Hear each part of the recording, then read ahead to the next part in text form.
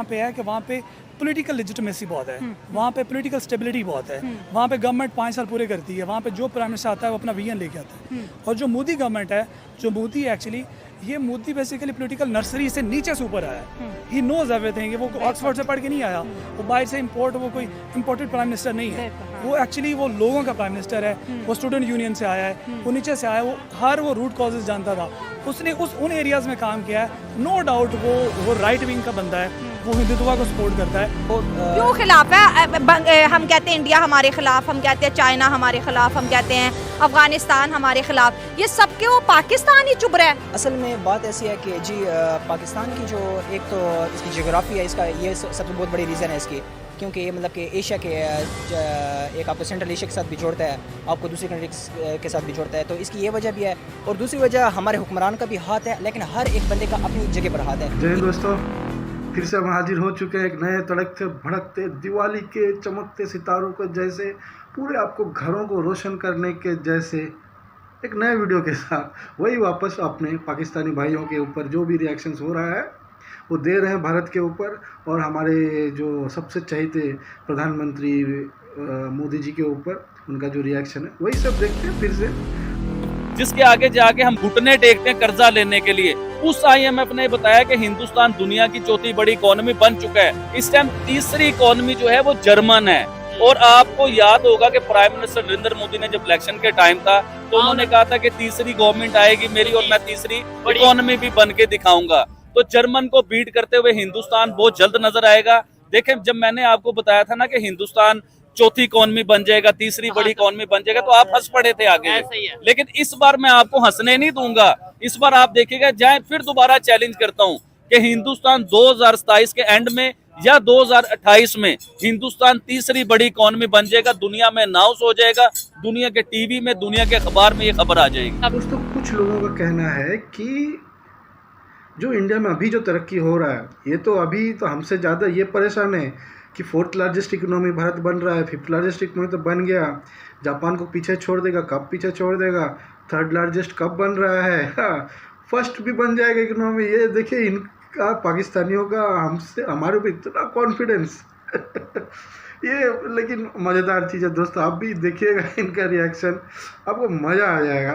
लेकिन ये जो कह रहे हैं कि नरेंद्र मोदी जी का ये किया, इंडिया की जो मुसलमान है इनके ऊपर जुल्म हो रहा है। अच्छा, एक मिनट। अच्छा, और भी किसी से अंकल, आप इंडिया के मुसलमानों पे क्या जुल्म हो रहा है? हो रहा है। ठीक है, आप बताएं जी, इंडिया के मुसलमानों पे जुल्म हो रहा है? बिल्कुल हो रहा है। इन सबको बस ये पता है इंडिया में मुसलमानों पे जुल्म हो रहा है, और इनको ये पता है कि इसराइल में मुसलमानों पे जुल्म हो रहा है। अच्छा। किसी ने उठा के देखे कि चाइना में मुसलमानों की क्या हालत है। चाइना में मुसलमान वहाँ पर अपने कम्युनिटी सेंटर नहीं बना सकते, मस्जिद नहीं बना सकते, लाउड स्पीकर पे अजान नहीं दे सकते, ठीक है।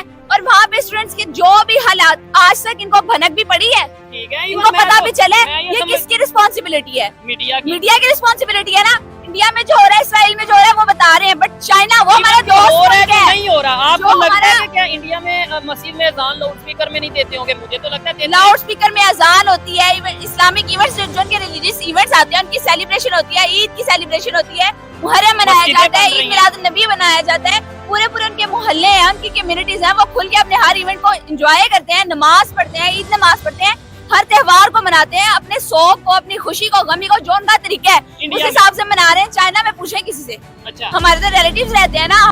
कुछ है नहीं। मोदी जी ने तो इसको सिर्फ उठाया है ना, मोदी जी ने फ़ायदा उठाया है। असली जो लिबरलाइजेशन का जो नींव जो रखा गया था, वो PV नरसिम्हा राव जी जब हमारे प्रधानमंत्री थे, उस टाइम में हमारे जो क्या बोलते हैं, क्या रे यार उसको क्या बोलते हैं, एक्सीडेंटल प्राइम मिनिस्टर, उस टाइम में मनमोहन सिंह जी फॉरेन मिनिस्टर थे। तो PV नरसिम्हा राव जी और मनमोहन सिंह जी दोनों ने मिल के कुछ पॉलिसीज ऐसे उस टाइम में लाए थे 1991 के आसपास में, जो अभी जो हम देख रहे हैं इसका फाउंडेशन उसको कहा जाता है। ना हम इंडिया से लड़ सकते हैं और ना इंडिया से नहीं लड़ने की जरूरत ही नहीं। मैं एक ना। बात कर रहा हूँ, अच्छा। जो इन्होंने असर दिया है, ठीक हम है। ये कर देंगे वो कर देंगे, वो सामने कश्मीर लेके वो चला गया है, करना था ना फिर। अच्छा, हाँ, ये भी एक पॉइंट है। लेना मतलब था जो ना हमें जो कश्मीर। चूरन बेचा हमें जाता भी है बेचा है इतनी कि भाई अरसे जी से। कश्मीर के लिए हाँ, ये भी तो फिर हासिल, लेना वो भी था ना हासिल। कश्मीर, अब वो सामने लेके चले गए ठीक हैं। है। अब तो उनके साथ हल्का वही है। ठीक है। इनकी बात बड़ी अच्छी मुझे लगी है। इन्वेस्टमेंट आना चालू हुए तब से भारत तरक्की, आईटी में इन्वेस्टमेंट और manufacturing sector, car automobile sector में तभी से बूस्ट आना स्टार्ट हो गया था। और पाकिस्तान में वो खुद कह रहे हैं कि उस टाइम में क्या होता था, उस टाइम में होता था इनके जो मदरसे में जिहादी फैक्ट्रीज होते थे, कहाँ जिहाद करना है, तालिबान को ये लोग बना रहे थे। हाँ, और तालिबान अभी अपने इनके पीछे घुस गया इनका पता नहीं दोस्तों किस ब्रीड के हैं, किस नस्ल के हैं। हाँ, निकले तो हमारे से ही है, ये माने चाहे ना माने। हाँ, है तो हमारे बेटे बच्चे लोग ही हैं ये लोग, है ना। लेकिन अभी अफसोस की बात ये है कि ये सिर्फ कुछ कर नहीं सकते, ये सिर्फ देख रहे हैं। दिन भर दिन हर फोरम में, हर इंटरनेशनल फोरम में, हर मीडिया में सिर्फ भारत का ही नाम छाया हुआ है। या तो कहीं युद्ध हो रहा है, या तो हमारे प्रधानमंत्री किसी दौरे पे है, कहीं से इन्वेस्टमेंट ला रहे हैं, या फिर कहीं पे अच्छा रिलेशन बना रहे हैं, या फिर हमारे कहीं पे रैंकिंग में कहीं हम आगे जा रहे हैं।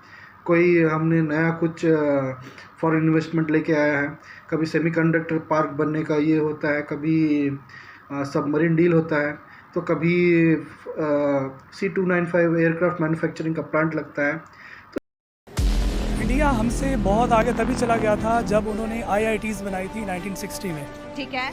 नेहरू के टाइम पे, ठीक है। तब से उनका विजन था इंडिया को आईटी में और इन चीज़ों में आगे लेके आने का। 21st century is the century of data आए थे, तो इसलिए वो डेटा में बहुत आगे थे उसी टाइम से ही। फिर उस टाइम में जैसे जब हमारे यहाँ मदरसास बन रहे थे और हमारे यहाँ चीज़ें प्लॉट की जा रही जहाज की फैक्ट्रियां बन रही थी ना सीधी तरह के। हाँ। एग्जैक्टली। तो उस टाइम पे जिस टाइम पे हमारे यहाँ कंट्रोल अफगानिस्तान को करने की कोशिश की जा रही थी, तब वहाँ पे बैठ के जब उनके the then finance minister Manmohan Singh, उनकी जो इकोनॉमिक पॉलिसीज़ थी, उन्होंने इंडिया को 91 में इकोनॉमिक पॉलिसीज़ दी थी, इंडिया को ओपन किया था दुनिया के लिए, और अपनी ईज़ ऑफ डूइंग बिजनेस में काफ़ी चीज़ें इम्प्रूव की थी। जिस टाइम पे चाइना में टेक्नोलॉजी पे वर्क हो रहा था, जिस टाइम पे इंडिया में आईटी की यूनिवर्सिटीज खोली जा रही है, हमारे पास यहाँ पर जहाज के नाम पे मदरसे खोले जा रहे थे। ठीक हो गया। ऐसे हो रहा था कि नहीं? ऐसा ही हो रहा था, बिल्कुल ठीक फरमा रही है। आप देखिए ना अंकल जी, अच्छा। जिसने जो बोया है उसने वही काटा है। उन्होंने टेक्नोलॉजी की, आईटी की, एजुकेशन की, रिसोर्सेज की खेती बोई थी, आज वो दुनिया में सबसे आगे हैं। उनके मुल्कों में डेवलपमेंट हो रही है। और हमारे इधर हमने जहाज के नाम पे तालिबान की खेती बोई थी। अब हर दूसरे दिन सुनने को मिलता है तालिबान ने इधर हमला कर दिया, उधर हमले कर दिया। हमारे ही जनरेट किए हुए हैं और अब हम अपना सर पीट रहे हैं। दोस्तों देखा आपने इनका रिएक्शन।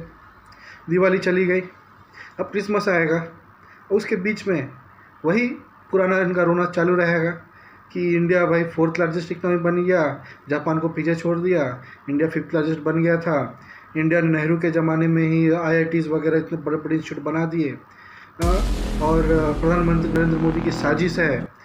इंडिया को तो तरक्की, इंडिया का तो हो ही रहा है, सब जगह पूरी दुनिया में नरेंद्र मोदी ने जितने भी साइंटिस्ट वगैरह बड़े बड़े अहदे पे जो लोग हैं उनको दूसरे देशों के CEO बना दिए नरेंद्र मोदी जी ने। उन्होंने कुछ नहीं किया, मोदी जी ने सबको CEO बना दिया और मोदी जी को वो गिफ्ट दे रहे हैं कि हम देखिए भाई साहब, हम बड़े बड़े कंपनी में अच्छे पोजीशन पे हैं, हम इंडिया का नाम रोशन कर रहे हैं, है ना। सुंदर पिचाई है, गूगल का CEO है, इंडिया को क्या दे रहा है? कुछ दे रहा है इंडिया को? आप कमेंट बॉक्स में लिख के हम मुझे बताइएगा कि जो ये लोग जो ब्रेन ड्रेन होने के उस ज़माने में जब ये लोग सब चले गए भारत छोड़ के ना अच्छे अपॉर्चुनिटीज़ के लिए, अब जब इंडिया में अच्छे अपॉर्चुनिटीज़ हो रहे हैं तो ये क्यों नहीं वो बड़े बड़े अहदे छोड़कर नए नए स्टार्टअप्स को और वेंचर कैपिटल दे और एंजल बने और अच्छा बूस्ट करें।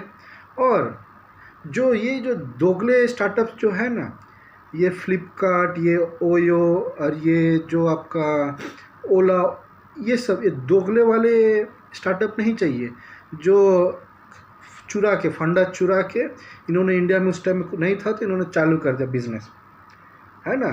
अमेजन बिज़नेस कर रहा था, अमेजन का मॉडल फ्लिपकार्ट ने ला दिया, स्नैपडील वगैरह ने ला दिया इंडिया में, तो ये हिट हो गया, है ना। उबर का फंडा, उबर का जो कैब सर्विस का ये था वो इन्होंने, ओला ने लेके आ गया। इन्होंने नया क्या किया? नया कुछ नहीं किया। ये स्टार्टअप न्यू स्टार्टअप नहीं है। फिर ओला, तो वहाँ पे जो होटल सिस्टम होता था वो होटल सिस्टम को ओयो नाम से इन्होंने यहाँ स्टार्ट कर दिया, बहुत हिट हो गया। और ओयो रूम्स में कौन जाते हैं हमको पता भी है, बुकिंग कैसा होता है, सर्विस कैसा है, आप लोगों ने एक्सपीरियंस किया होगा अपने, एक बार तो एक्सपीरियंस आपने किया ही होगा, है ना। तो उस टाइप का स्टार्टअप्स वगैरह हम नहीं चाह रहे हैं। हम चाह रहे हैं कि जो कॉन्सेप्ट ही नया हो। डिस्ट्रैक्शन हम नहीं चाह रहे हैं। डिस्ट्रैक्शन मतलब क्या, पहले क्या होता था, ये ग्रॉसरी सर्विसेज वगैरह जो आप ऑनलाइन ऑर्डर करते हैं आधे घंटे में, जैसे डोमिनोज आधे घंटे में पिज़्ज़ा देता था ना, उस कॉन्सेप्ट पे इन्होंने लाया कि हम डोर टू डोर सर्विस देंगे। उसको इन्होंने डिस्ट्रैक्ट करके अब इन्होंने टाइम लिमिट सेट कर दिया है कि 10 मिनट में हम ये सामान पहुंचाना है तो पहुंचाएंगे ही। तो इसमें इन्होंने कौन सा तोप का काम किया? इन्होंने कोई तोप का काम नहीं किया। जो इनके जो डिलीवरी पार्टनर्स है वो अपना खून पसीना मेहनत से काम कर रहे हैं। इन्होंने कुछ नहीं, एक एक एरिया पे इन्होंने अपना अपना वेयर हाउस अभी बना लिया है। वो एरिया का अगर एक समझ लीजिए 2 किलोमीटर स्क्वायर किलोमीटर का रेडियस पेरीमीटर है, उस पेरीमीटर में तो 10 मिनट क्या हो तो 5 मिनट में पहुँचा डिलीवर कर देंगे, है ना। तो ये होता है डिस्ट्रैक्शन मॉडल। तो ऐसा नहीं, हम उसको बोल रहे नया कॉन्सेप्ट कुछ लाओ। आपके पास कोई कॉन्सेप्ट है तो आप कमेंट बॉक्स में कीजिए। मैं कोशिश करूंगा कि बड़े बड़े जो हमारे मोदी जी ने जो बिछा के रखे हैं CEOs वगैरह को, दूसरे जैसे बड़े बड़े कंपनीज थे उन तक पहुंचाएंगे। नहीं तो कम से कम कोशिश ये करूंगा कि इन पाकिस्तानी भाइयों के पास पहुंचा दूं ताकि ये अपने सोशल मीडिया में डिस्कस करें। दोस्तों, मजाक को साइड में रखिए। अगर आपके पास कोई बढ़िया आइडिया कॉन्सेप्ट है तो भारत में स्किल की कमी नहीं है और स्किल डेवलपमेंट की भी कमी नहीं है। मोदी जी के इसमें बहुत कुछ नए नए प्रोग्राम स्टार्ट हो गए हैं। आप ऑनलाइन सर्च कीजिएगा, आपको बहुत बढ़िया प्रोग्राम मिलेंगे। आप स्टार्ट कीजिएगा, आपको इन्वेस्टमेंट वगैरह भी मिलेंगे, बैंक्स भी सपोर्ट करते हैं। आइडिया अच्छा होना चाहिए। तो आपके बेस्ट फ्यूचर के लिए शुभकामनाएँ करते हैं।